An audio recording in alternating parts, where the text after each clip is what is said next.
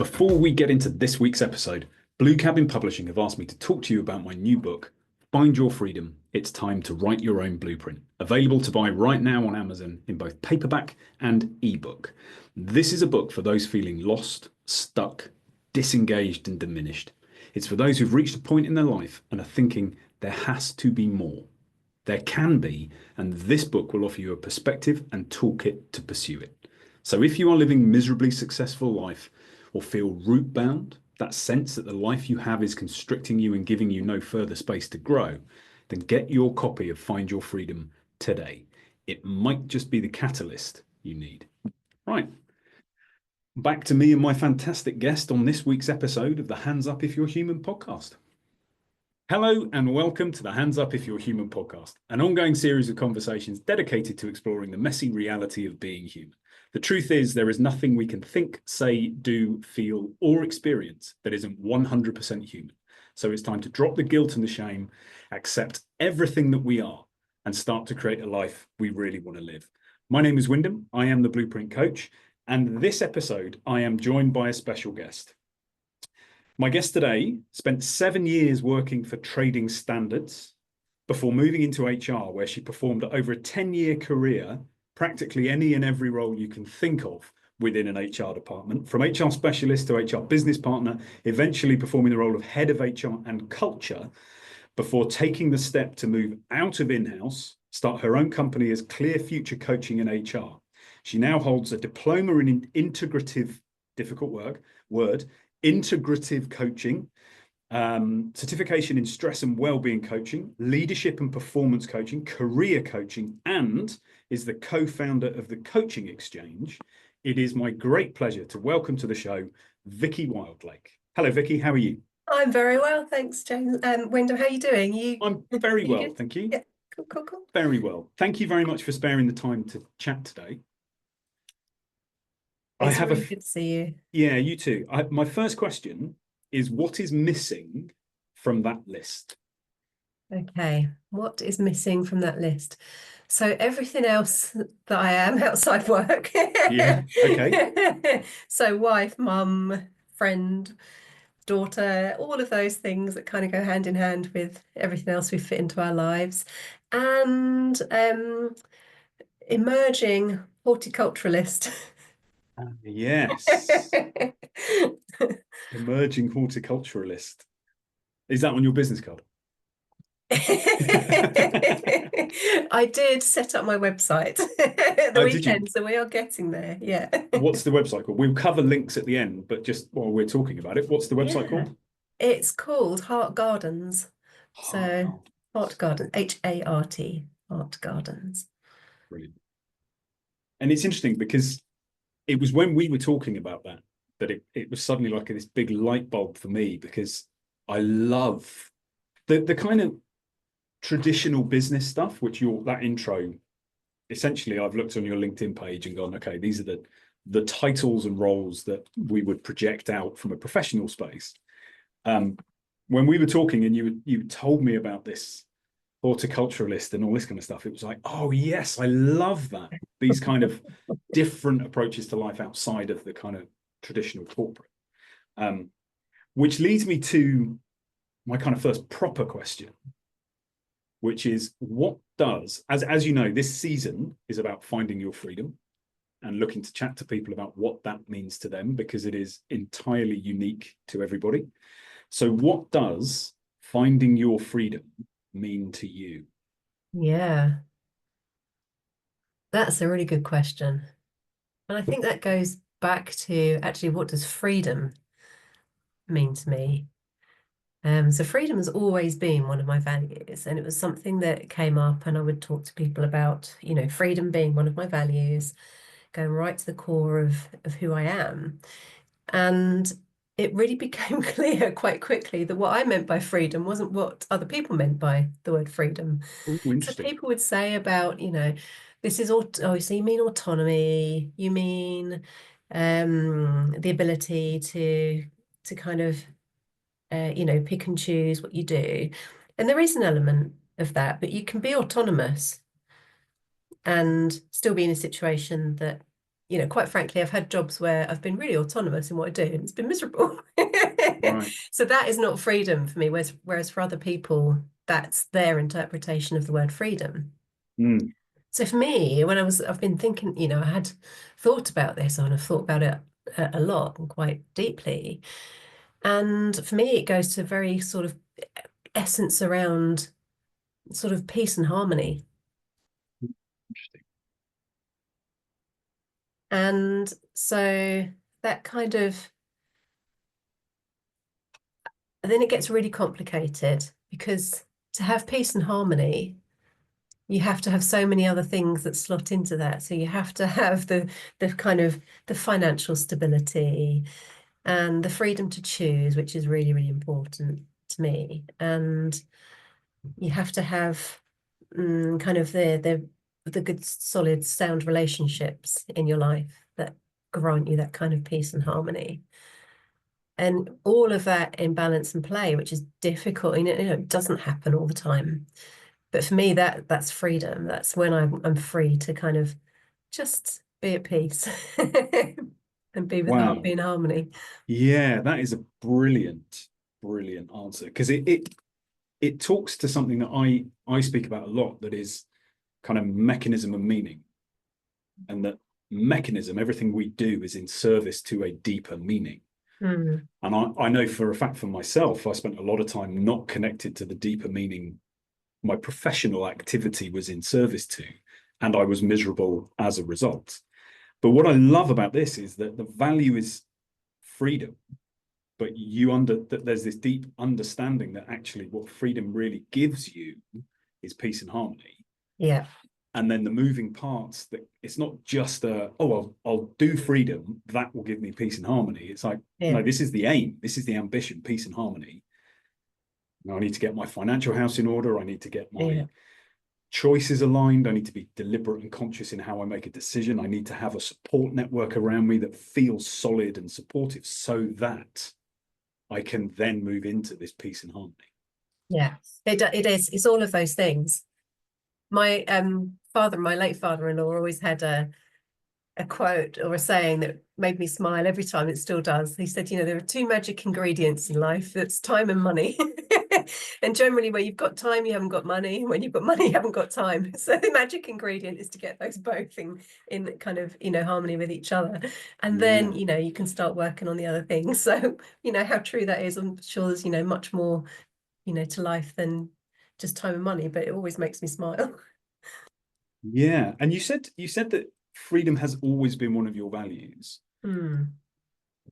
So when did that, I mean, when you say always, when did you become aware that that was Hmm. a key value? When did I become aware of it? Mm, that's a really good question.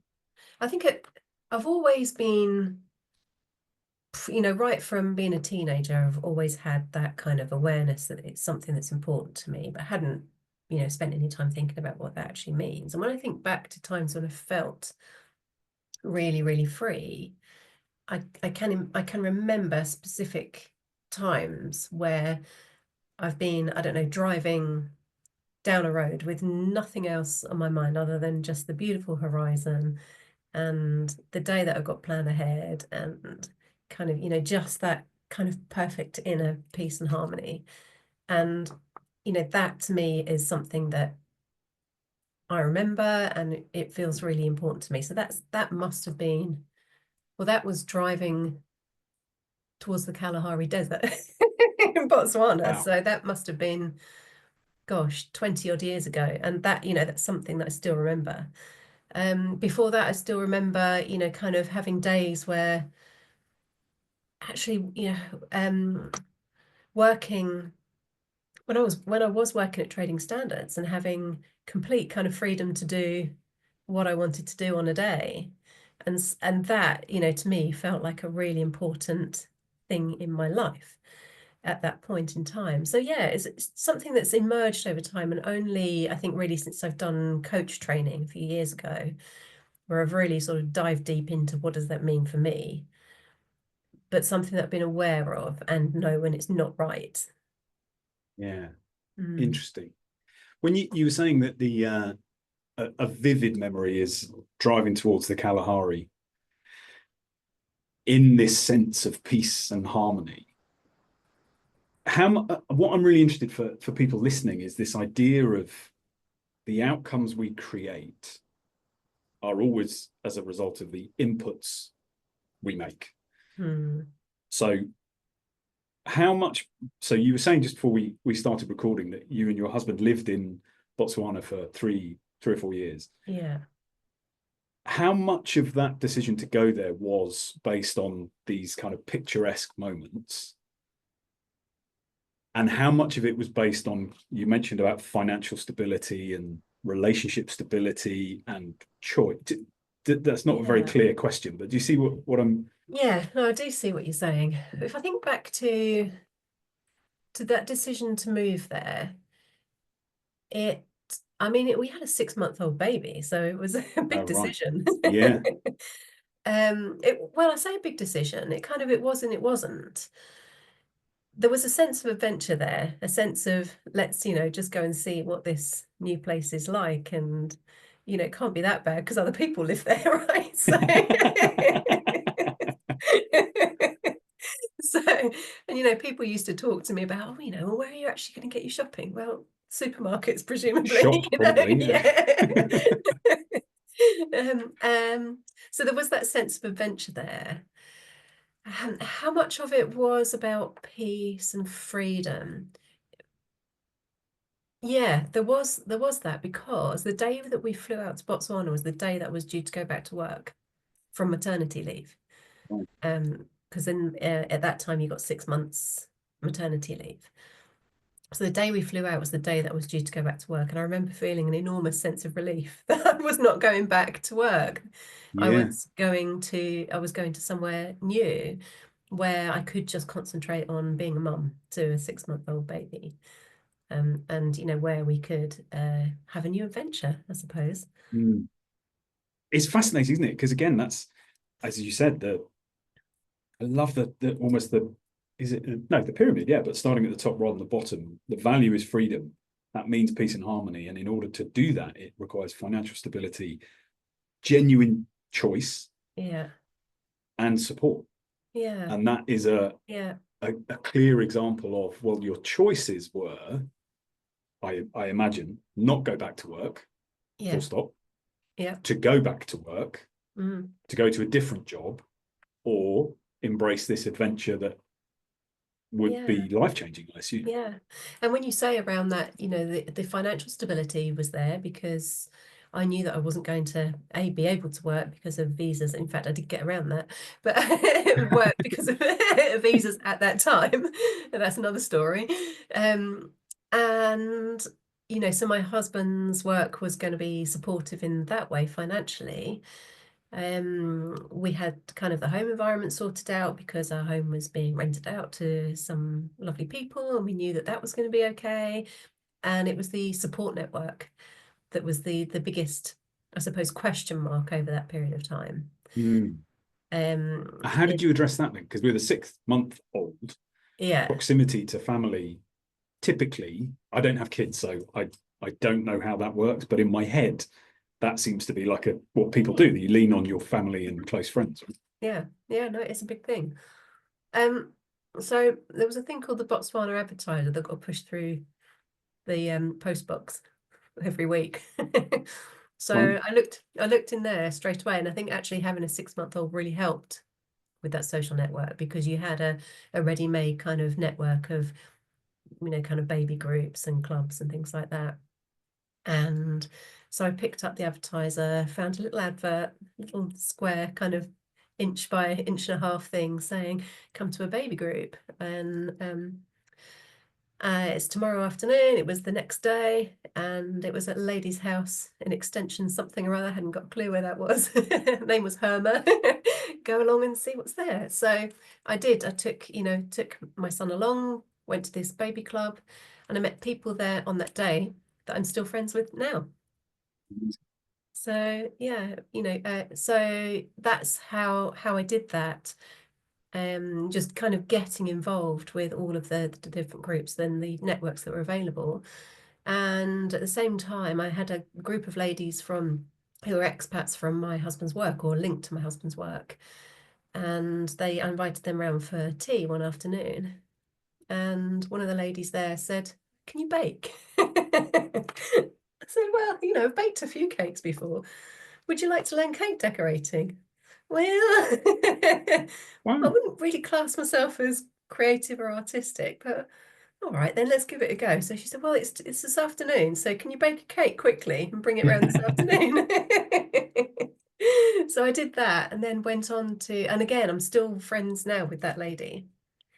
And Yeah. so I ended up having a little cake decorating business and Oh, a little wow. tap dancing business in Botswana. Because those two things clearly go so seamlessly Of together. course, If yeah. you're going to bake a cake, clearly you tap dance while you're doing it. I, I'm interested in that, but I'm also really interested in, have you always been like that? So this idea that you recognize that in any environment, the choice is yours as to how your experience of that environment is going to unfold, and to be proactive. That's what I'm Yeah. taking from the story, is that this is a Yes. proactive, back to one of your component parts of your peace and harmony and value, is choice. You're making the choice to, I, I mean, I imagine, step outside of your comfort zone, brand new country, people you don't know. And just so I'm clear, those two groups, one was the expat through your husband's business. The Yeah. other group, were they expats or were they locals Some or? expats, some Botswana, some, Okay. yeah, lots of different people just living in Botswana, whether that was itinerant, kind of there for a short period of time or longer term. So And has that always been something you've done, that proactive? it is. I mean, you talk about when you go on development courses, you talk about internal and external locus of control, and have always been very much, you shape what your environment is, you shape what your experience is. That can have that can be a positive and a pro and a con, I suppose, in terms of there are so many choices and options that you can't possibly do Yeah. everything all the time, and that can be a challenge. Which brings me to this whole kind of idea of mechanism and meaning. The act of choosing to go to look in the Botswana advertiser and find a group and go, I'm going to go to that. That's a mechanism.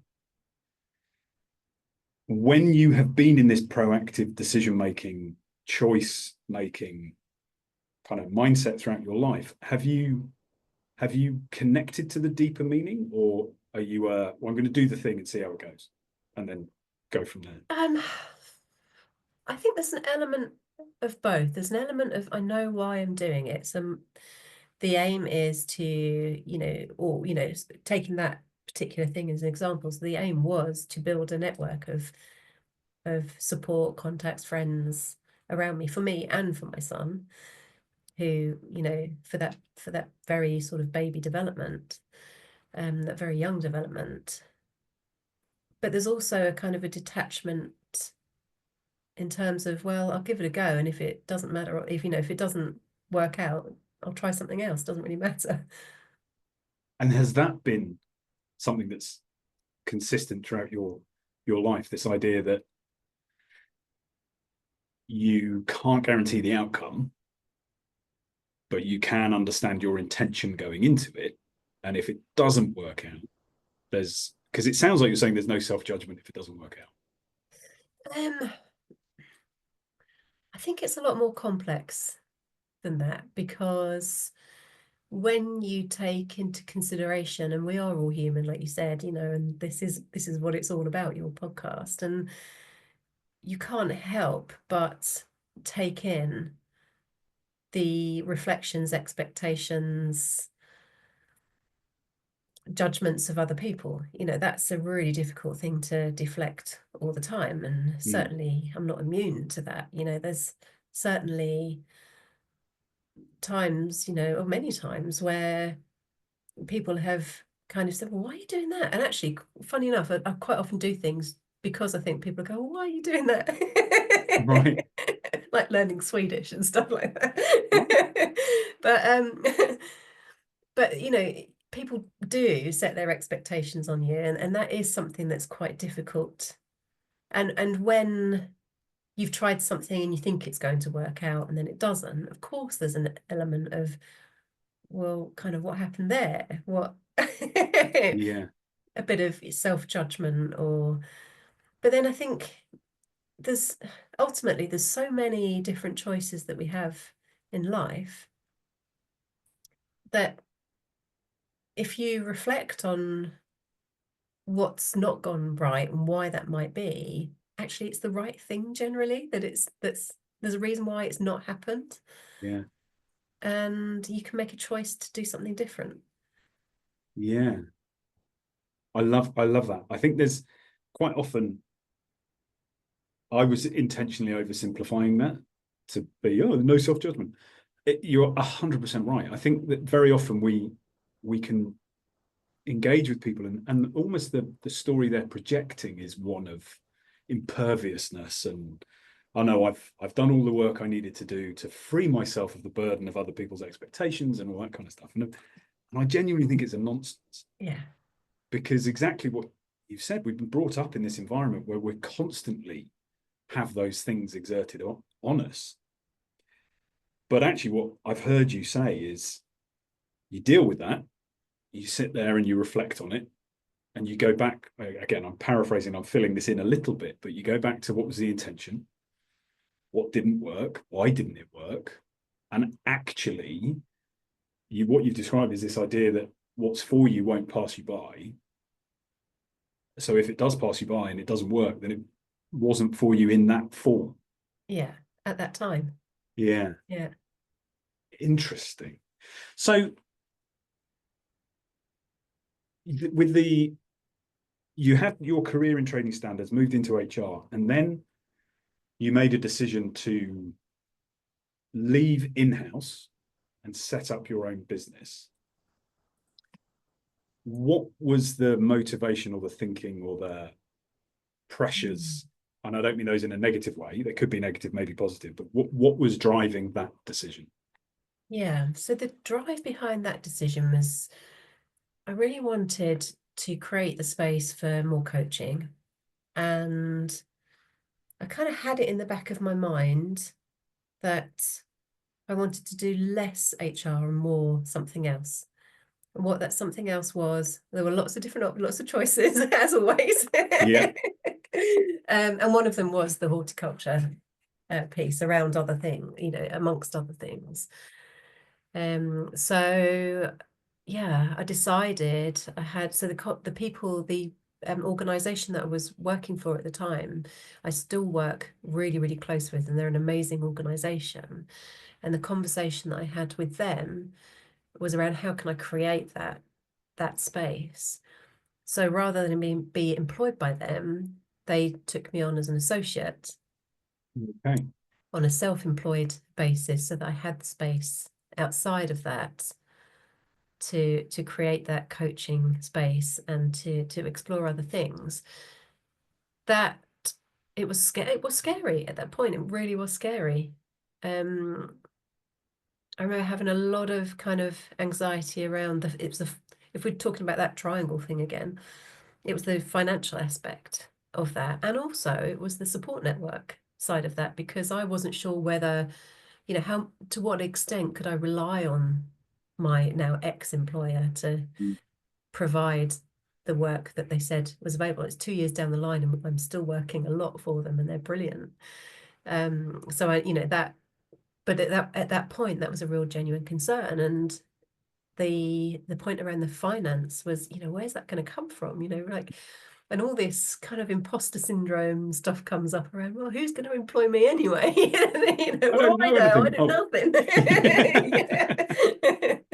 that's interesting as well, isn't it? Because that's a universal experience, imposter syndrome. And I understand that there's research that says if you never have it, then that says you're right out on the end of one of the bell curves, and there are books written about you.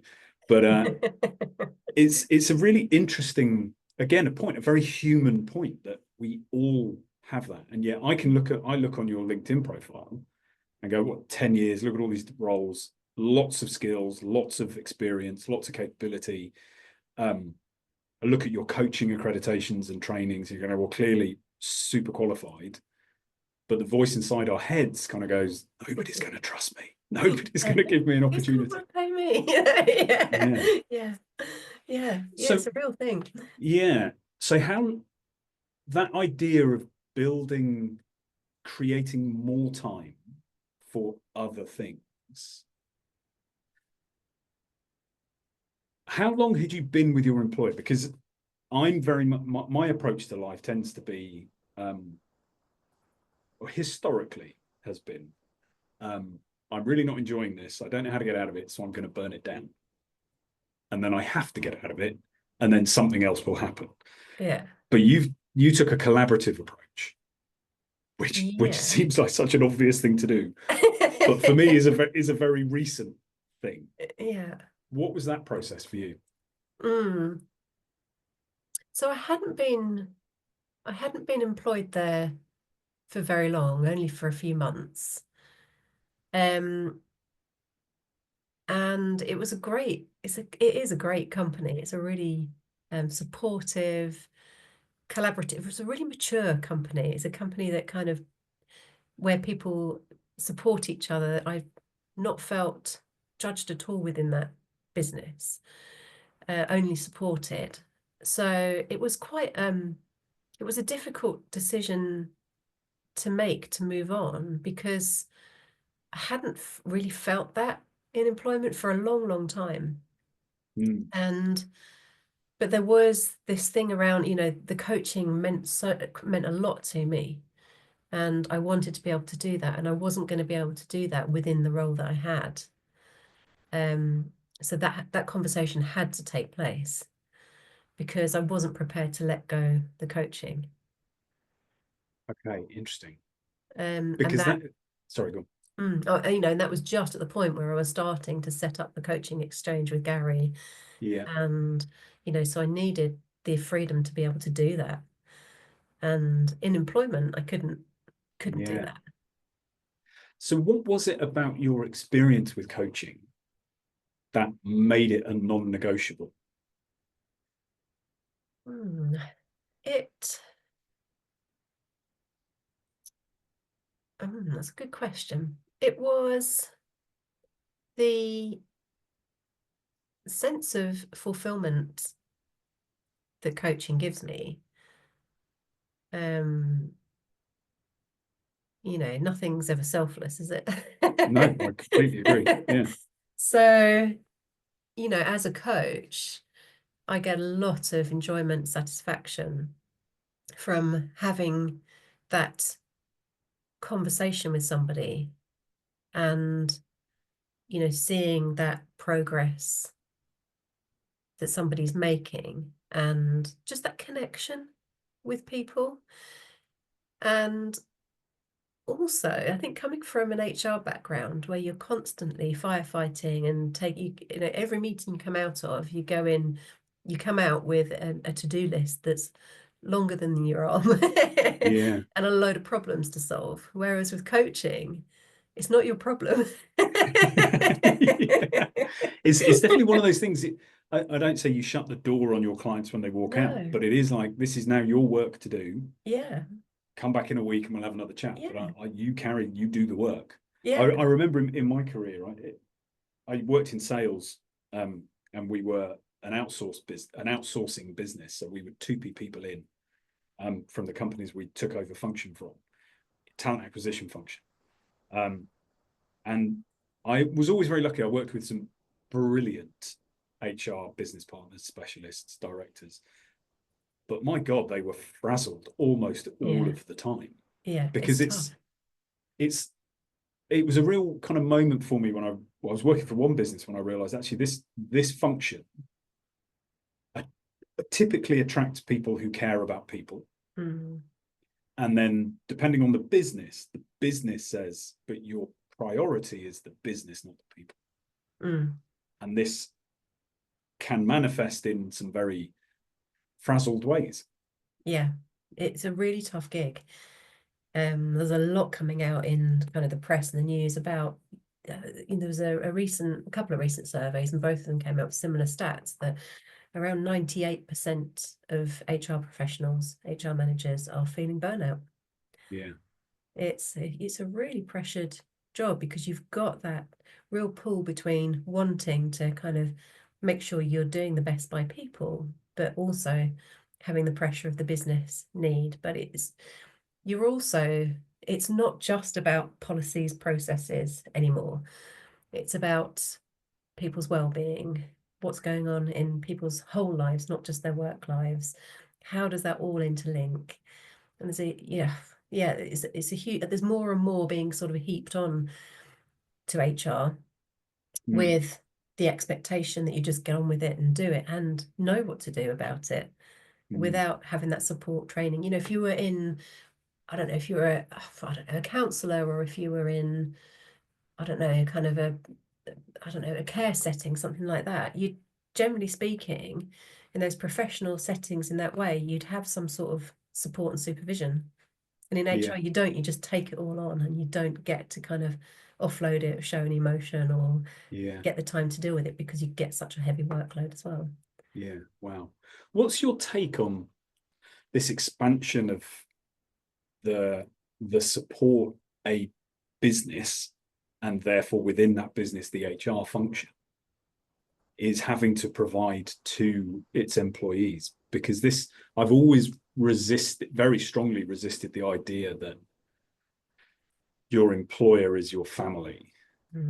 It's not, Yeah. for me, it's not true. No. Yeah. Makes you Absolutely not shiver, true. doesn't it? And it shouldn't be true. They're Yeah. different parts of our lives. Yeah. But what I'm seeing is, and I don't pay attention a great deal to the news around HR. I was realizing the other day I'm 5 years out of my corporate career, and it just is a wonderful place to be. But what's your take on it, this expansion of demand? I guess it's everywhere in life, but specifically for HR people. Yeah. Oof. So you can get really theoretical about this. And I think there's the macro environment and there's the micro environment. And in the macro environment, you've got things like health systems starting to fail, for Mm-hmm. want of a better word. They're not doing great. And that's mental and physical health for people outside. You've got families being dispersed all around the globe, people becoming much, much busier. You've got economics being really tough for many, many people. So you've got this whole kind of, when we go back to that triangle thing again, if you've got the financial struggles, health struggles, and community and support struggles, you've got the perfect recipe for a disaster soup, really, in Yeah. people's lives. Yeah. And the only place that people have got that real consistency is around their work. So, a real red flag for me is when companies say, "Oh, we're a family," because I agree with you, doesn't sit right with me Yeah. at all. So you've got that macro environment, then you've got the micro environment within the organization, where you've got businesses that are doing more with less people, Yeah. where you've got a sort of a historic and long-term lack of investment in management and leadership. You've got these short-term views around getting things done without considering the longer-term impact. So when you put all of that together, you've got people who are frazzled on the outside of work and dissatisfied and frazzled on the inside of work. Mm. And all of that comes together to form a kind of a melting pot of people who, managers within businesses who just don't know what to do because they're struggling themselves and they've not had the training. They don't know what they can say, what they can't say, what's going to make things worse, better, land people in a tribunal. They just don't know. Yeah. They've got too much to do themselves. So management is not their job. Their job is to do the technical stuff that they've always done, with a bit of management off the side of their desk occasionally when they can fit it in. Mm. And all of that then gets heaped on HR because they're the people function. Yeah. So, and you've got the financial, the mental, physical health and support network, as well as all the kind of the mechanical stuff that keeps the business going, payroll and policies, processes, all of that type of thing that is traditionally sat with HR. Mm. It's a really interesting topic, because it's almost like when you explain it like that, this whole kind of the fracturing and disintegration of the support outside of work and our lives outside of work, because like you say, we're all being asked to do, well, I'm not, but people who are employed are the exchange for pay is ever greater. The demands are ever greater. Like you say, everybody wants to be more efficient and more productive. So somebody leaves and the recruitment process is so long that everybody covers until, and then the business sits there and goes, well, actually, you're doing fine. You're covering what we need you to cover. So actually, we'll put that hire on pause. But it's almost like there's this, because the business has a absolute measure of success, is it hitting its numbers or not? And there is an exchange of money for service. The business is going to hold people accountable in a way that relationships maybe don't. Yeah. And so you end up with these big friction points happening at work because, well, your performance isn't good enough. I lack the training to help you get there. The company doesn't have a long-term view to help us invest in us to do it. Yeah. I'm going to get my HR business partner in and we're going to thrash this out. Yeah. And they can do it. It's just a mess. Yeah, and it's not every business, but it is many, many, many businesses. Yeah. So, which is a great point, because the other question I wanted to ask was, you've earlier you were saying how positive and supportive an organisation that you were working for and then are now an associate for. What do you think is the difference between how that business approaches things and how the kind of nightmare business does? That is a really good question. It is something that I've thought about. I suppose it helps that they're all HR professionals, so they're all, They all get it. They all get it, all working to the same end. So that does help. What's the function of the business? Is it an HR consultancy? It's an HR consultancy. Okay. Yeah. So specialism, understanding of what's actually required. Yeah, absolutely. I think it really comes from the leadership within that business, that there's an openness, transparency, willingness to converse, willingness to listen, reflect, develop themselves, that then filters down. And it's more than that, it's also about expectations. So there are really clear expectations on what people are expected to do, what they're expected to deliver, but they're not unrealistic. So if you need support will be found for you. Brilliant. Yeah. There's a concept that when I talk about our blueprints, there's a concept of inclusion criteria, and these are that ancient brain adapts our behavior to remain included in a group for safety. And I think there are 4 types. There's explicit, implied, assumed, and then inconsistent. And what you just described is explicit inclusion criteria. And consistent. Everybody knows this is what we're going to require, and we'll support you to deliver it. Yeah, exactly. I mean, I don't know how many implied and assumed there are. The assumed will be individually based.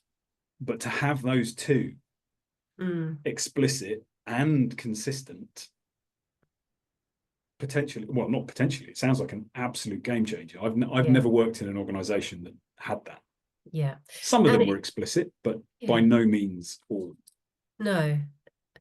And it's a small enough business to be able to do that. And I wonder whether businesses get to a certain size, they just can't do it anymore. Yeah. And it's kind of inherently broken at some point. But yeah, it is that. And some people really struggle with that explicitness. Some people really struggle with but I don't really want to work to that standard, or I don't really want to have, all this stuff checked, and I don't really want to kind of be answerable to that extent. So it doesn't work for everybody. That's interesting as well, though, isn't it? Because Yeah. it's the lack of explicit can, for some people, be the room they need. And then for me, my question would be, okay, well, why do you need? What is it you're looking to gain for yourself? Because deeper meaning for ourselves from that space outside of the explicit. Yeah. Really, really interesting. I'm conscious of time, and I've only asked 2 of my 4 questions. but so with this idea of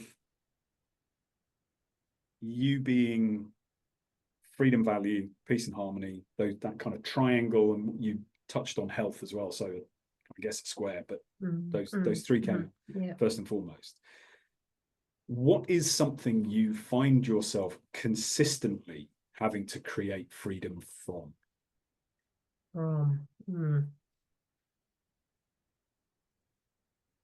It is ties to the hours in my day, life, week, month, whatever, doing things involving other people that I don't really want to do. Right. I would say, yeah, I'm fairly lone wolf in some way. I love being connected with people, but I also, I'm an introvert at heart, and I need my own space, my own time. There's a Dr. Andy Cope talks about it really well, and he says, you have so many weekends in your life, you have so many hours in your life, so many weeks in your life. How are you spending those? How are you doing that? What is the time that you're spending? And I think kind of going back to when I was younger, I spent a lot of time kind of just doing what was expected and doing things because they felt like, the right thing to do for other people, but not for me. And so it's a constant kind of reminder to myself that, maybe I need to step away from things, or think about, actually, is that going to bring me peace? Is it going to bring me joy? Is it going to bring me harmony? Is it going to give me freedom? And you can't do everything like that, because I think you'd end up I don't know, you'd end up kind of really alone, I think, potentially.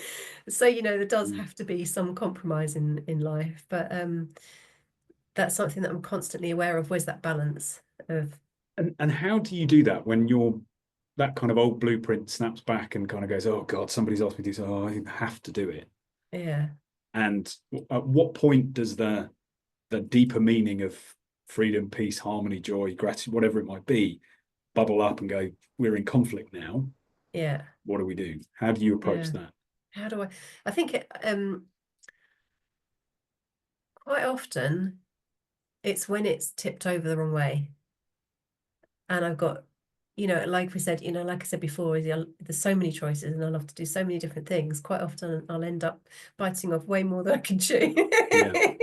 and end up having to kind of pull back a bit on things. And it's that point where I'm like, right, okay, I'm not going to exercise this week. I'm not going to eat healthily this week. I'm not going to, see my friends this week. I'm not going to, I don't know, watch my favorite TV program this week because I've got to do X, Y, Z. And then I realize that that's tipped over, and I have to pull back and make a plan to do that. So it's not perfect. So, I regularly tip over into the, oh, I've done it again. Yeah. It's an interesting one, isn't it? I made myself a promise 5 years ago that I would never do anything I didn't believe in again, which is a similar sort of approach. And what's interesting about that for me was, as I made that promise to myself, I was conscious, and it was deliberate, that did not mean I would never do things I didn't want to do. Yeah. What it means is if by doing something I don't want to do, if that is in service to something I believe in, or someone I believe in, something like that, then I will do the thing I don't want to do. Yeah. But I won't do it if it's not connected to a deeper meaning. Yeah. Yeah, that makes a lot of sense because it's, really pie in the sky to say, well, I'm never going to do anything, I'll go anywhere or be anywhere I don't want to be or do, or Yeah. see anyone I don't want to see, because that's just not life. Life happens around all of that, and it's keeping that balance for yourself. It's that whole idea of intended and unintended consequences. Yeah, It's like every choice we make, every decision we take has both intended and unintended consequences. yeah, yeah, So get clear about why you're doing it, yeah, because when you're clear, which is what you were saying earlier, or my interpretation of what you said earlier, when you're clear about why you're doing something, when it doesn't work, yes, you then have to deal with it, and there'll be those points of self-judgment and this, that, and the other. But you eventually get to a point where you go, okay, but my intention was clear, yeah, so I just need to find another way. yeah, Yeah, exactly. really Or interesting. perhaps that's not the right thing anymore, and actually there's something else now, and that's okay Yeah, as well. yeah, Doesn't have to be linear. brilliant. Okay, so with all this creation of freedom, all this intentional choice making, this idea of peace and harmony, those three core stabilizers of life, what are you creating freedom to? When it boils down to it, it's freedom of choice. So you've got all these opportunities in life. Life is amazing. You could do anything in life, whatever you choose to do. So creating the freedom to be able to make those choices. Brilliant. And So simple. yeah, Not yeah. easy, but simple. Yeah, not easy, but that's essentially what it is. If you boil it right down to the essence of it, that's what it is. Brilliant. And talk to me about horticulture, because I Yeah, love this. yeah. So I've always loved gardens. And as you said, actually, the part that we hadn't spoken about so much around that was around health. So physical health, mental health.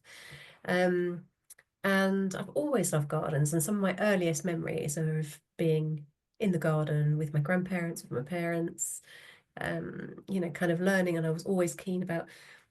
So my kids call me a neek, which is apparently a cross between a geek and a nerd.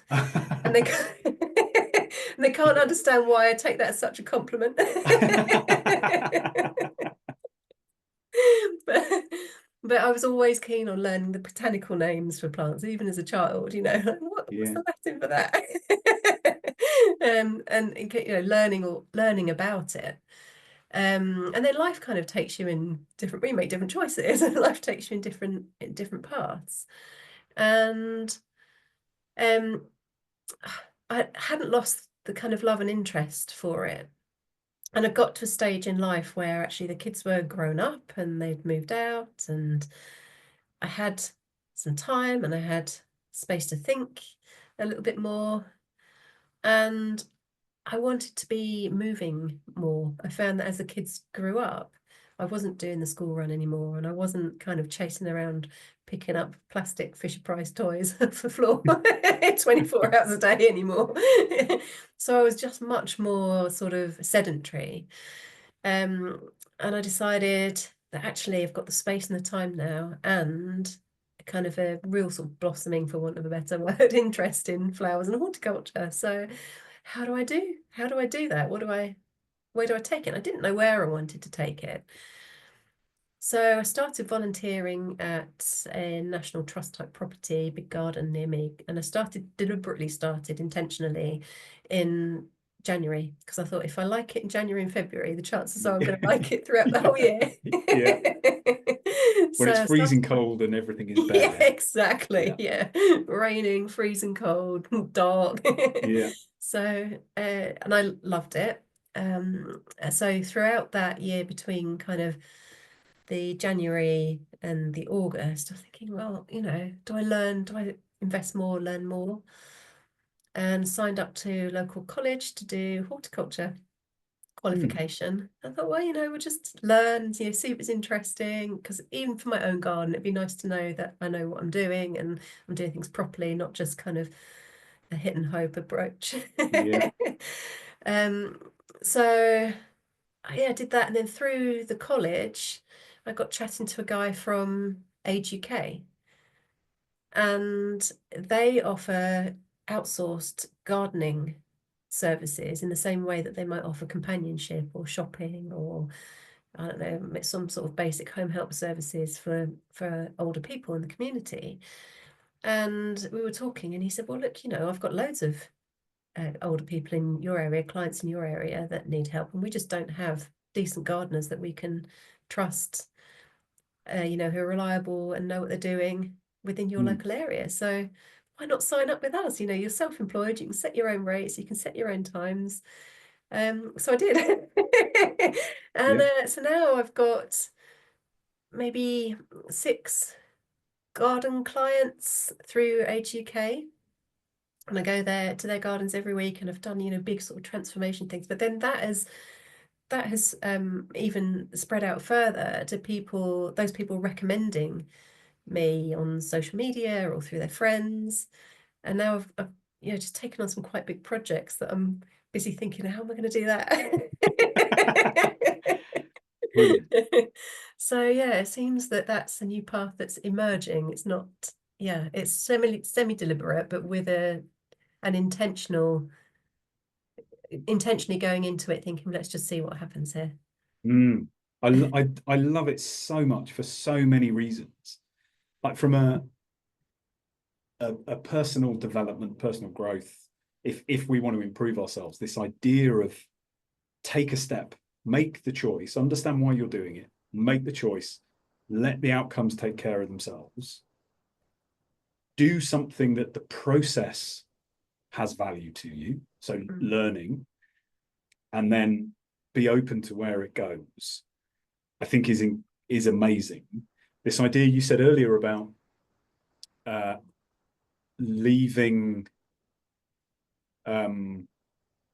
the importance of fulfillment within, feeling fulfilled within whatever role it is. And as much as you, I assume, still enjoy the HR consulting, there was a conscious decision to, I'll do less of that, more coaching, that fulfills me. And this idea of movement, helping people who cannot do the work themselves benefit from beautiful gardens. I just love it. I love it too. And it's been amazing. And it's given me far more than I anticipated it would do. And yeah, so let's see where that goes. But I'm hoping, you know, that takes off and you'll be at RHS Wisley in no time. Yeah, I'll be the next Monty Don. Watch this space.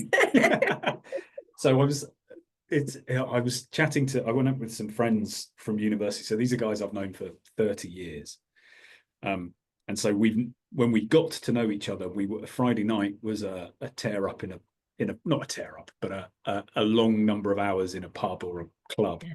And we met up a few weeks ago, and it was a Friday afternoon, and we'd had lunch, and we were just having a couple of beers in the sun, and it was all of us kind of looked at our watches and went, we could see that and was like, what are you thinking? Well, I'm thinking if I head off in about an hour, I can get the train home in time for Gardener's World. And we were all kind of going, Gardener's World on the radio is a really good listen. Yeah. We've all reached that point, we're all approaching 50, and it's like, right, times have most definitely changed. Who'd have thought it? But again, even that in itself, I think I had on a number of episodes ago, I had Kevin Gatland on. And he was saying that there are points in your life where your freedom values change. The things you want change. And if we don't acknowledge and embrace that, then we just end up plowing down this ever harder path that is ever less fulfilling. Yeah, absolutely. And I think, you know, go back to, I don't know, my 20s, or I would have had the kind of probably the physical stamina and fitness, which, trust me, is a challenge nowadays. So that's good because it's building that back up again. But I would have had that, but would I have had the patience? I'm not sure. Yeah. So now's the time for it. Brilliant. Thank you so much, Vicky. It's been absolutely brilliant. I have one last question. Yeah. So I have a very strong resistance to when people say the one thing you should do. Just don't be silly. Like we've said, there are a million choices. Yes. So what I'm asking everybody is, what is something someone can do if they're feeling lost or stuck, burnt out, or in need of more freedom? I think it goes back to what we've been saying, and it's going back to actually what's the root of it? What's the root of the disconnection, discomfort, misalignment, whatever it is that you're feeling? It goes beyond the emotions of it. It goes a step deeper than that. It goes to what's the root of it. And generally speaking, it'll be about some sort of fear, I think, some sort of fear around a what if, or a what now, or a I don't know, or a somebody might not like it, or somebody might judge me, or my your brain doing its job of keeping you safe and keeping you as part of a group and keeping you in line and making sure you don't get eaten by a saber-toothed tiger. So generally speaking, when you've got that discomfort, it will boil down to some sort of fear-based worry, concern that you've got. If you can identify that and then layer that with the emotions that you're feeling, and you can understand why you've got those emotions around it, then you can decide what you're going to do about it. Are you going to listen to that? Is it valid? Is there something you can control around that? Is there a different path you can take around that? And that for me has been really helpful in getting out of situations where I thought, I just don't want to be here. I don't want to be doing, this particular thing in my life. I want to change something within my life. And it's getting down to the actual boiling it right down again. And what is that thing right underneath? Yeah. And then understanding the emotions, because if you concentrate on the emotions, they're overwhelming. Yeah. So go deeper. Interesting. And equally with the emotions piece, I think most people, we're so badly educated in our emotions and conditioned out of them from such an early age that I've had clients who I've said, okay, how's that making you feel? And they've not understood the question. I mean, they understand the words of the question, but they cannot access, because they've been so distanced from it for so long. Definitely. But you then do a load of work on, okay, well, let's start working on emotions, and then we can get back to the key question, which, as you say, is beneath the emotion. Yeah. And I think it's such a valid point, because everybody is afraid of something. For all those reasons you said. It's like this old blueprint, old wiring trying to keep us safe. And the way it does that is through fear. Yeah. So let's just accept it, not try to resist the fact that there's a fear somewhere. Go, oh, I wonder what it is that I'm afraid of. Is it rejection? Is it judgment? Is it this? Is it that? Is it the other? All completely normal. If you can put your hands up and go, I'm a human, this is it. It's going to be there. Exactly. Then what do you do about it after that? Yeah. Brilliant. Yeah. Start off with that and then layer it up so it's less overwhelming. Brilliant. Thank you so much for that. I've thoroughly enjoyed that. I have a feeling we could have talked about any of those questions for significantly longer, but I'm conscious of your time and listeners' time. Before we go, if people are interested in the work that you do, where can they find you, find out more about you, get in touch with you? Yeah, sure. So I'm on LinkedIn as Vicky Widlake, Widlake. You can go to www.clearfuturehr.co.uk. That's my one website, and www.heartgardens.co.uk for gardening. And that's and my details are all on there. Thank you so much, Vicky. That was brilliant. Thank you for your time. Thank you so much. Really lovely to speak to you, Wyndham, and see you. You too. And thank you, everybody, for listening. I'm having these conversations because I love talking to the people I'm talking to. They're interesting, inspirational. I learn something from everyone. I'm certain that you are too. I would love to hear what you think about this series. Best way to get in touch with the podcast is via email, handsupifyou'rehuman@gmail.com. Please like, comment, subscribe, share with anybody who you think would benefit from listening to this conversation and any of the others. And I wish you a peaceful and joyful few days, and I will speak to you soon. Take care.